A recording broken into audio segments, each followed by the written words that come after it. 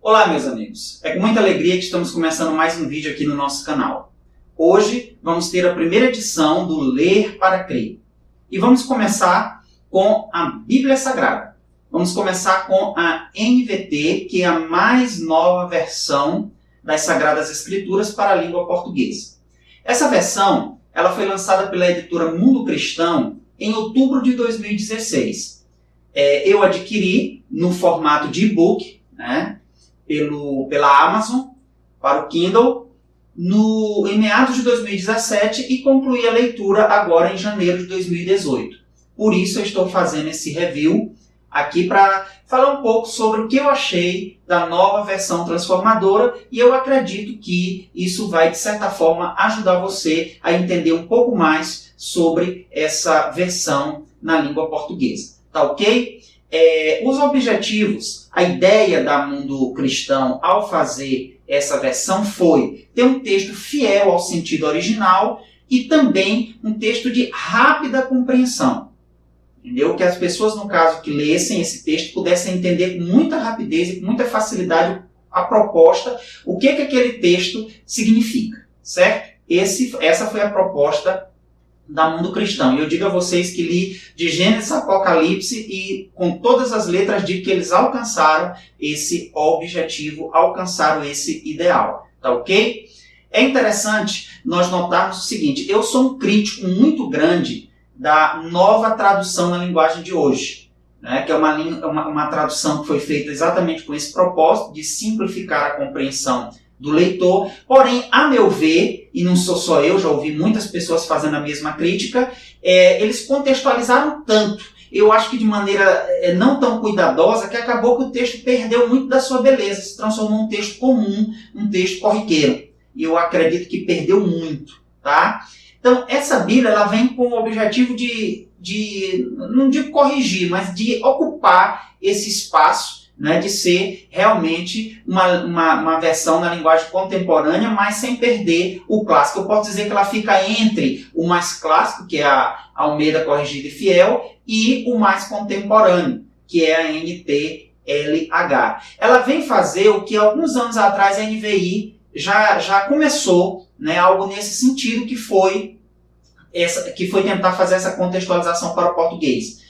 Eu, por exemplo, gosto muito da NVI. Para mim, é a melhor versão ainda na nossa língua, porém, ainda carrega muitos elementos de difícil compreensão para o leitor comum. Então, essa Bíblia aqui, ela consegue ser mais compreensível ainda do que a NVI. Então, eu me apaixonei, confesso a vocês que eu me apaixonei pela NVT, e hoje, quando a pessoa me pergunta uma Bíblia, eu digo, escolha a Bíblia que você quiser, agora a versão NVT, ou então NVI. Tá? Para mim são as duas versões em português que podem trazer essa compreensão para bem mais próximo do leitor. Tá certo? Essa Bíblia, amados, ela demorou 6 anos para ser produzida. Eles juntaram vários especialistas, tanto nas línguas originais, quanto também na nossa língua, na língua portuguesa, para trabalhar esse material. Isso começou em 2010 e foi concluído em 2016. As fontes usadas, eles usaram as fontes originais. Por exemplo, no texto hebraico do Antigo Testamento, eles usaram os textos massotéricos hebreus, que são os textos hoje mais próximos do original, que foi escrito da Torá, que é o Antigo Testamento judeu. Tá certo? Que é a literatura judaica do nosso Antigo Testamento. E no Novo Testamento eles usaram também os textos originais do grego. Por exemplo, uma versão que eles usaram, que é a versão mais fidedigna, considerada pelos estudiosos mais fidedigna ao grego original, é a Novum Testamentum Graece, porque esse nome está em latim. Tá certo? Então, é uma Bíblia que foi extraída do original. Ela não é versão da versão, ela é versão dos textos originais. Os parâmetros que eles usaram. Eles usaram os parâmetros que qualquer boa Bíblia, qualquer boa versão, seja para que língua for, deve usar. Primeiro, eles fizeram a equivalência formal ou literal, que é a tradução palavra por palavra. Isso é importantíssimo até para não perder o sentido original das escrituras. E segundo, eles usaram a equivalência dinâmica funcional. O que é isso? É a tradução da ideia, é a tradução do pensamento. É o entendimento do que o autor quis colocar naquele determinado texto. Isso é muito importante. Por quê? Porque se você usar só a tradução formal, ela vai ficar numa linguagem tão complexa que as pessoas não vão conseguir compreender. E se você usar também só a tradução, só a equivalência dinâmica, ela vai ficar numa versão tão simplista que vai perder a essência do texto. Então, equilibrar essas duas pernas aí não é nada fácil. A meu ver, eles conseguiram fazer isso de maneira brilhante, tá certo? Os objetivos. O objetivo dessa Bíblia, como eu já disse no início, é muito claro. É ser um texto fiel ao original e imediatamente compreensível ao leitor. Esse é o objetivo. Para isso, como resultado, eles têm uma tradução exegeticamente precisa, ou seja, a exegese, né, a pesquisa, o trabalho feito no original foi preciso, mas também idiomaticamente eficaz. É importante eu ter um trabalho preciso na fonte, na exegese, mas é importante eu ter também algo idiomaticamente eficaz, ou seja, algo que as pessoas, no meu idioma, elas possam compreender. Elas possam entender. Não adianta eu ler algo correto se eu não entendo. Então eu tenho que ler algo correto e entender. Não é verdade? A contextualização. Essa Bíblia tem muitas contextualizações. Eu separei algumas, que foram as que mais me chamaram a atenção, para falar um pouco com vocês. A primeira são os vocábulos e estruturas gramaticais que eles já trouxeram para o português atual, inclusive já utilizando um novo acordo ortográfico, né, que é muito interessante. E isso mudou alguma coisa, quando você lê, você vai perceber nos versículos, mas não alterou o sentido. Isso é o mais interessante. Por exemplo, tem um texto em Provérbios, não lembro agora a referência, que fala sobre a mulher rixosa. Quem está mais tempo na igreja até entende o que é isso, mas quem está fora, irmãos, quem não tem um manuseio com os textos sagrados, acaba que fica sem entender muito bem o que é essa mulher rixosa. Aqui já vem mulher briguenta. É muito mais fácil você entender uma mulher briguenta. Não é verdade? Outro vocábulo interessante, que aí já no Novo Testamento, é a palavra concupiscência. Para muitas pessoas, a maior parte das pessoas, elas não sabem o que é concupiscência. Não é um vocábulo do nosso cotidiano. Não é. Aí eles já trazem desejo intenso, fica muito mais fácil de entender. Tu, vós, eles já traduzem por você, com exceção naquilo que é direcionado a Deus, como por exemplo nos Salmos, ó tu Altíssimo, entendeu? Eles não mexem aí, até porque ia prejudicar a compreensão, ia banalizar a pessoa de Deus, você, a gente não pode se dirigir a Deus assim, certo? Então, são essas mudanças que com certeza melhoraram muito a compreensão do texto sem comprometer o original.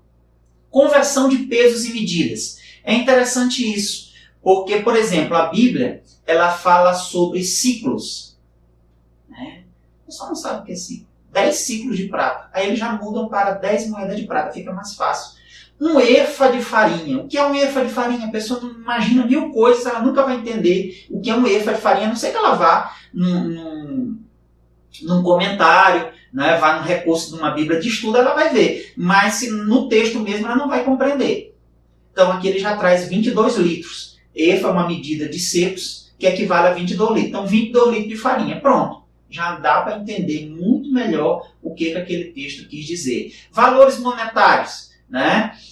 Como eu já falei aqui, 10 ciclos de prata. Ele traz para 10 moedas de prata. Né? Outra questão ainda interessante é sobre côvado. A Bíblia fala várias vezes sobre côvado. As pessoas não sabem o que é um côvado. Um côvado é equivalente a 45 centímetros. Então aqui ele já traz centímetros ou metros. Quando passar de 1 metro, claro, ele vai trazer já em metros. Né? Um exemplo disso é a Arca de Noé, que a Bíblia diz que tem 300 côvados. Isso vai dar quase 140 metros. Né? Então ele já traz aqui em metros. Conversão de datas antigas para o calendário moderno. Isso é muito interessante. Isso aqui não deu para ser feito em todos os casos, porque tem alguns casos que você não tem como precisar aquela data que foi colocada. Mas, em muitos casos, teve como fazer isso e ficou muito bom. Por exemplo, em Esdras, no capítulo 6, versículo 15, diz o seguinte: no 3º dia do mês de Adar, no 6º ano do reinado do rei Dário. 3º dia do mês de Adar. Que mês é esse? Já que não é o mês do nosso calendário romano. Então é complicado. Aí eles já trouxeram para o nosso calendário e ficou dia 12 de março do 6º ano do reinado do rei Dário. Aí ficou bem mais fácil, no dia 12 de março. 12 de março eu já sei localizar mais ou menos que data ocorreu aquilo que está escrito naquela passagem. Muito interessante isso, eu gostei muito. Horas. Esse é outro ponto muito interessante, muito simples, que está impregnado em toda a Bíblia e que muitas vezes não temos a compreensão. É claro que a Bíblia leva em consideração o formato da época, que ainda é o formato que prevalece hoje para o judeu mais ortodoxo, né? Que é aquele formato onde o dia começa às 18 horas. Então, por exemplo, na morte de Jesus, a Bíblia diz que Jesus foi crucificado na hora 6ª e morreu na hora 9ª. A pessoa lê e não entende. Se ela não tiver uma noção do hebraico, ela não vai entender. Dos costumes judeus, ela não vai entender. Aqui ele já traz. Morreu, foi crucificado ao meio-dia e morreu às 3 horas da tarde. Então já fica uma compreensão bem mais fácil. Outra compreensão também interessante é a respeito de nomes. Isso acontece muito no Antigo Testamento. Mesmo pessoa com 2 nomes. Por exemplo, Jeoás e Joás. Jeorão e Jorão. Eles pegam e juntam e colocam só em um nome. Toda vez que se relacionam ao mesmo personagem, eles colocam o mesmo nome. Isso facilita até para a pessoa não pensar que são várias pessoas, né? Quando na verdade é só uma, que é citada em vários textos diferentes, às vezes tendo até o mesmo nome, em Judá e em Israel. E aí complica porque a pessoa não entende de quem que está se falando muitas vezes naquele texto. Então aqui eles já equacionaram isso e resolveram essa situação. Ainda tem mais outras contextualizações, né? Mas essas que eu citei são as mais relevantes no meu ponto de vista. É interessante notar também o seguinte, essa Bíblia, ela ainda não é uma Bíblia de estudo, né? Mas ela já traz no seu rodapé muitas notas. Onde houve qualquer contextualização, vem uma nota embaixo, com o sentido original, como estava na forma mais clássica, né? E as alterações que foram feitas. Então, você, se tiver alguma dúvida, se quiser fazer alguma comparação, você pode ir lá na nota de rodapé e você vai solucionar sem dificuldade essa dúvida. Eles foram muito cuidadosos em relação a isso. A experiência que eu tive com essa Bíblia foi a melhor possível.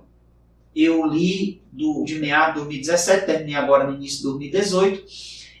O que eu percebi nela foi uma fluidez extraordinária, uma facilidade, uma fácil compreensão realmente, e não comprometeu a beleza literária, a beleza estrutural da Bíblia. Isso foi para mim o mais importante, porque a Bíblia é um texto clássico. Não tem como, por exemplo, você pegar uma obra clássica, né? Um Romeu e Julieta, um Hamlet, e contextualizar e comprometer a forma clássica como aquele texto foi escrito, porque você vai acabar com a obra. E quanto mais com a Bíblia Sagrada, que tem, além de ser algo clássico, além de ser algo belo, é algo que tem que ser fiel à proposta original do texto, porque é um livro que é o livro da vida, é o livro de Deus, é a palavra de Deus, certo? Então eles foram muito felizes nisso. É muito importante que você tenha um contato diário com a palavra de Deus. Outro fator que eu ia esquecendo aqui, quero colocar ainda, é que a Mundo Cristão ela fez uma parceria com a editora Sextante, e eles lançaram o mesmo texto da Nova Versão Transformadora, num formato de livro, chamado Livro da Vida, que é um formato direcionado para pessoas que não têm contato com a religião, não são religiosas, mas que se interessam pela leitura da Bíblia, né? Aí nesse formato eles lançaram como um livro, ou seja, 100 capítulos e 100 versículos, como um livro completo, né? Onde cada livro seria, no caso, um capítulo, mais ou menos assim, de texto corrido. Eu ainda não tive acesso a esse material, vou até procurar, se possível, se tiver condições vou adquirir, porque vai ser uma experiência interessante. Vale lembrar que os originais não tinham capítulos e versículos. Isso foi acrescentado bem mais tarde para uma melhor compreensão e localização dos textos na Bíblia. Então essa divisão aí, que muito nos ajuda, né? Quando a gente pensou, você tem um livro de 1000 e tantas páginas para você encontrar um texto específico no lugar, seria muito difícil sem o auxílio dos capítulos e versículos, não é isso? Mas é algo mais moderno. Na época da escrita não existia essa divisão. Então eu estou muito ansioso para dar uma olhada nesse material lançado pela Sextante, em parceria com o Mundo Cristão, para esse público, né, não religioso. Eu creio que vai ser uma forma dessas pessoas terem um contato com a palavra de Deus, né, com a verdade das Escrituras Sagradas. Tá certo? Que Deus te abençoe. Quero pedir ainda o teu apoio, quero a tua parceria para que esse trabalho aqui no YouTube ele possa se desenvolver. Esse é o primeiro Ler para Crer, vão ter outros formatos aí que nós vamos estar trabalhando. tá ok? Peço que você deixe aí o like nesse vídeo, isso ajuda o YouTube a identificar os vídeos mais relevantes e a colocar esses vídeos em recomendação, tá certo? Se inscreva no nosso canal, ative o sininho de notificação, pois toda vez que a gente lançar um vídeo você vai ser notificado, e também compartilhe esse vídeo nas suas redes sociais, não é? Pois o nosso objetivo aqui é difundir, é fazer com que tudo aquilo relativo à fé cristã, relativo à palavra de Deus, relativo à igreja, possa ter, né, uma difusão ampla, possa alcançar o máximo possível de pessoas e assim abençoar você, tá certo? E estas pessoas que vão ser alcançadas. Te agradeço, peço que Deus abençoe você, abençoe tua casa, em nome de Jesus. Amém e amém.